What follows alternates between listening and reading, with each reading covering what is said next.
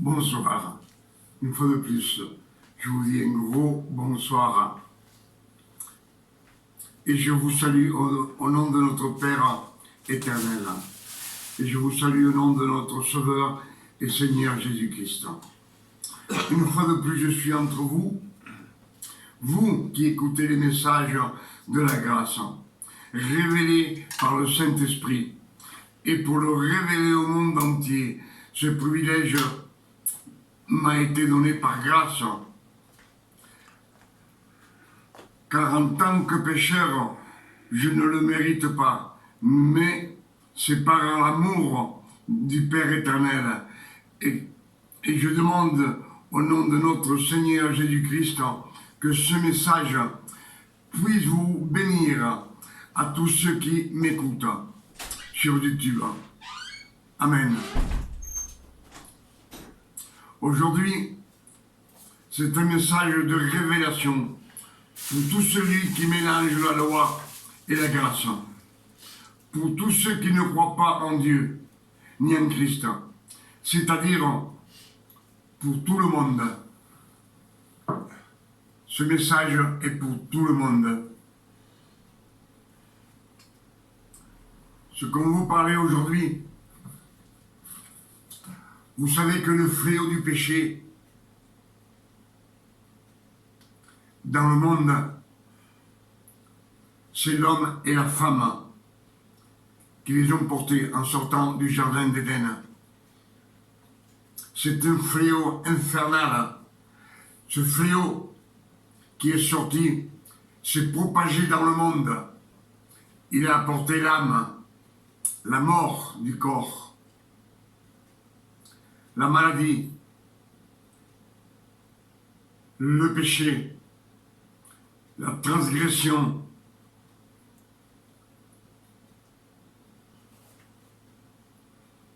elle a apporté des péchés de plus en plus, des péchés qui n'existaient pas.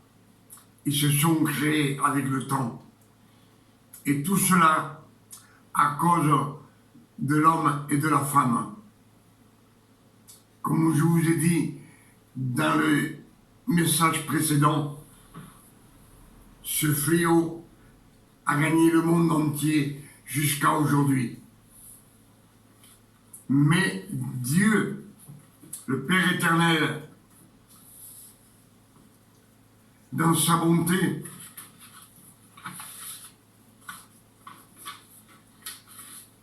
on va voir le travail qu'il a fait pour nous, par amour pour nous. Quand je vous dis que le Père éternel, le Verbe et le Saint-Esprit ont travaillé pendant 6000 ans, du Jardin d'Éden jusqu'à maintenant, et ça continue jusqu'à la fin des temps.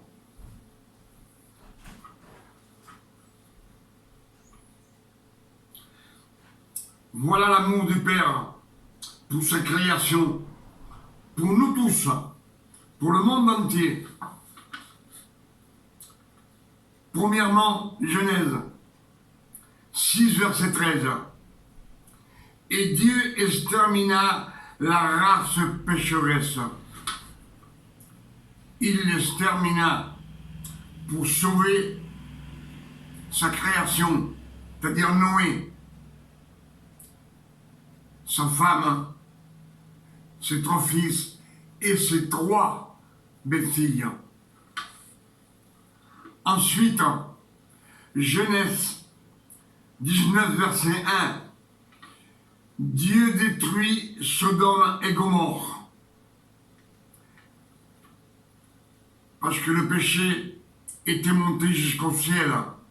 Et comme il restait quelques croyants en Dieu, qu'il avait la foi en Dieu, Dieu détruisit Sodome et Gomorrhe. Et il sauva Lot, sa femme et ses 2 filles. Tout ce travail, il le fit pour amour, par amour, pour pouvoir nous racheter de la mort, nous arracher aux mains de Satan, du diable. Exode 14, verset 14.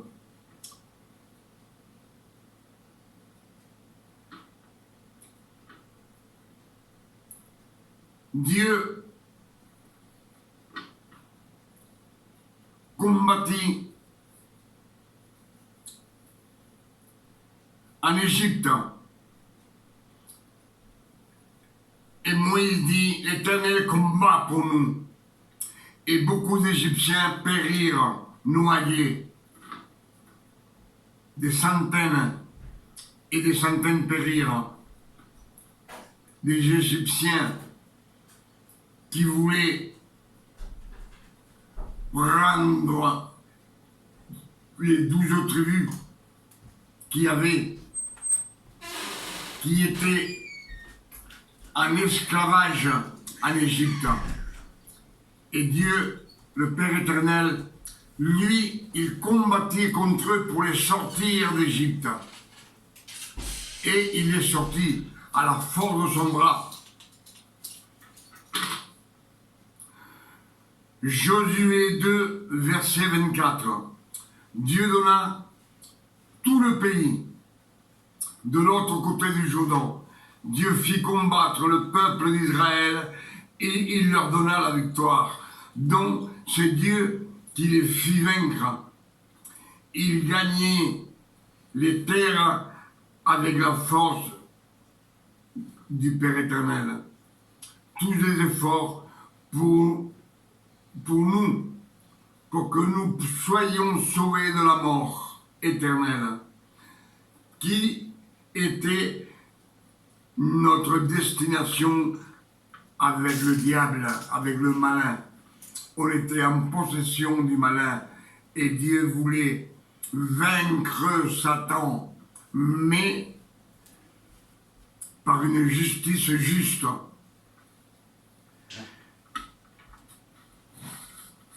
Et plus tard, Jean 1, verset 14, dit comme ceci, la parole a été faite chair. La parole a été faite chair. Cela, c'est-à-dire que le Verbe, c'est la parole de Dieu. La parole, c'est Dieu lui-même et qui est habité dans le corps de Christ, de Jésus. Et Christ, il a habité parmi nous. Ce sont les efforts du Père éternel pour amour pour nous reprendre toujours lui-même. Il s'est fait chair pour pouvoir nous rescater.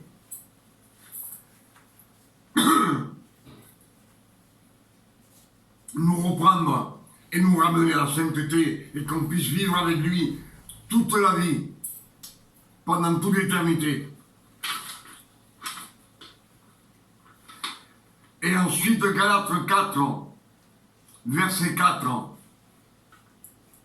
une fois que le Verbe était dans le ventre de la Vierge, que Jésus est né de chair et de sang, le Verbe a pris un corps de chair et de sang. Et Galates 4, verset 4, lorsque les temps furent accomplis, Dieu a envoyé son Fils. Dieu a envoyé son Fils, né d'une femme, né sous la loi, afin qu'il rachetât ceux qui étaient sous la loi. Pour racheter tous ceux qui sont sous la loi. Pour ça, il est venu au monde. Il est venu sur la terre pendant 33 ans de souffrance. Ça, c'est l'amour de Dieu pour sa création, pour nous-mêmes.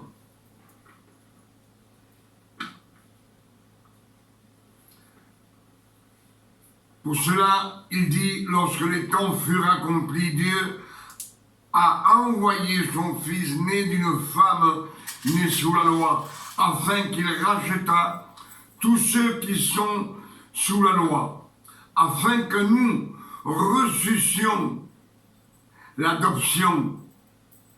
Et parce que vous êtes fils, Dieu a envoyé dans nos cœurs l'esprit de son Fils, lequel crie Abba, Père. Ainsi, tu n'es plus esclave, mais fils, héritier par la grâce de Dieu. Par sa grâce, on est héritier. Et son héritier, c'est que pour que personne ne puisse nous enlever cet héritage. C'est pour cela que Dieu, le Père éternel, a travaillé pour nous. 6000 ans jusqu'à maintenant. Et encore il travaille. Et ce fléau qu'il y avait sur le monde, ce fléau de mort, destination du monde entier en enfer, sous la domination de Satan, la maladie, la pauvreté, les péchés, toutes les iniquités, toutes les malédictions, tout cela, Christ sur la croix, il l'a effacé. Je pense que ça va vous donner à comprendre qu'on n'appartient plus à la loi.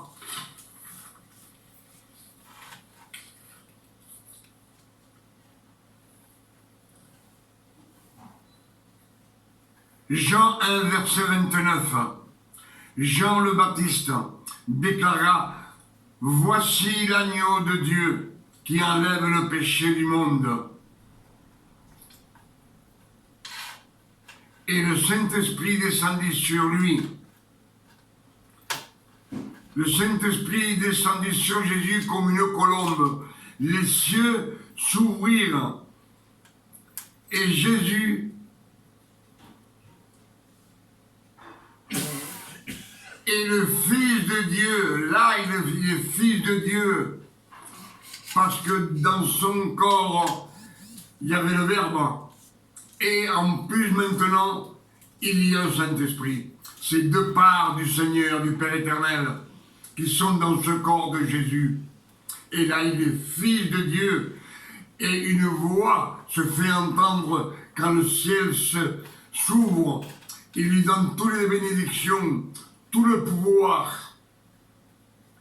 Et cette voix, c'est le Père éternel qui dit, « Celui-ci est mon Fils, en qui j'ai mis toute ma confiance. » C'est le Fils de Dieu.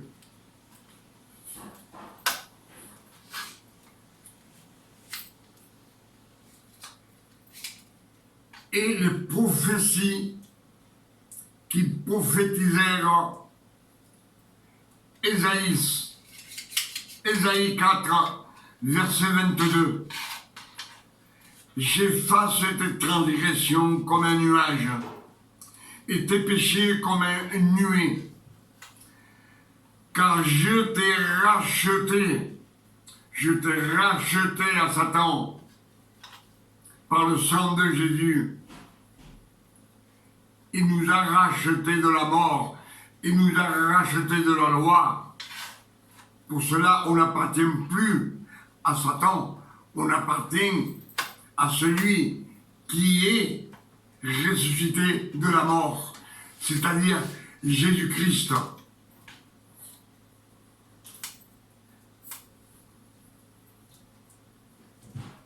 Ephésiens 2, versets 5 à 6. C'est grâce à Christ que vous êtes sauvés, car il nous a ressuscités ensemble. Quand le Père l'a ressuscité, le Père éternel nous a ressuscités ensemble, tous ensemble, et nous a fait asseoir ensemble dans les lieux célestes. C'est ce que disent Ephésiens 2, versets 5 à 6.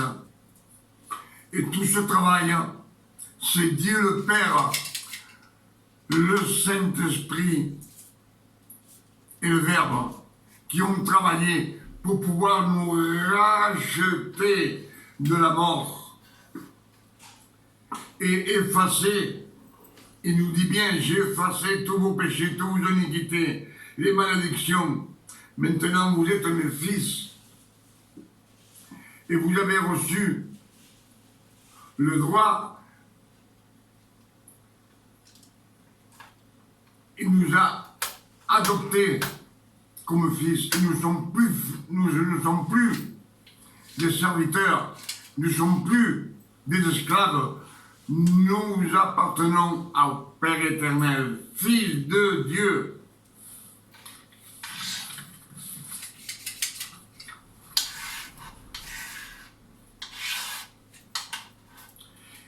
Romains 8, verset 15, il nous a déjà sauvés. Dit, les fils de Dieu, et vous n'avez pas reçu un esprit de servitude pour être encore dans la crainte, mais vous avez reçu un esprit d'adoption par lequel nous crions Abba Père. Abba Père, c'est notre Père éternel. Ce n'est plus Dieu. Dieu, c'est le Dieu de tout le monde, même des païens.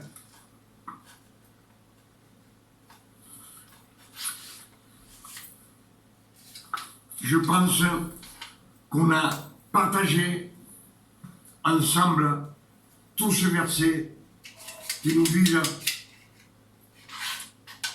qu'on doit sortir de la loi.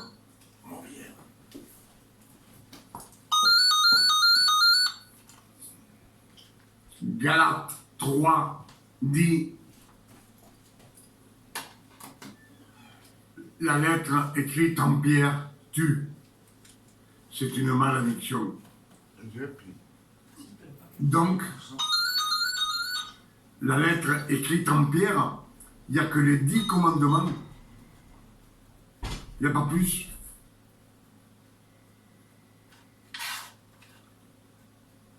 Je pense que ce qu'on a lu, c'est clair. Pour moi, c'est clair. Maintenant, je vous demande de méditer ces versets. Ces versets viennent des révélations.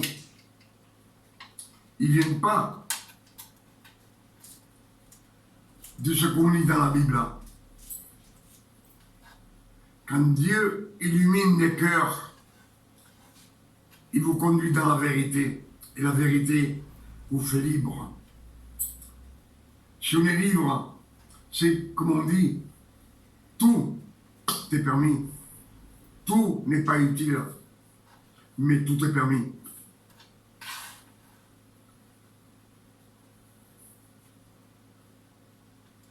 Je prie le Seigneur, excusez-moi, je demande au Seigneur que ce message puisse vous éclairer. Je le demande au nom de notre Seigneur Jésus-Christ, pour chacun de nous.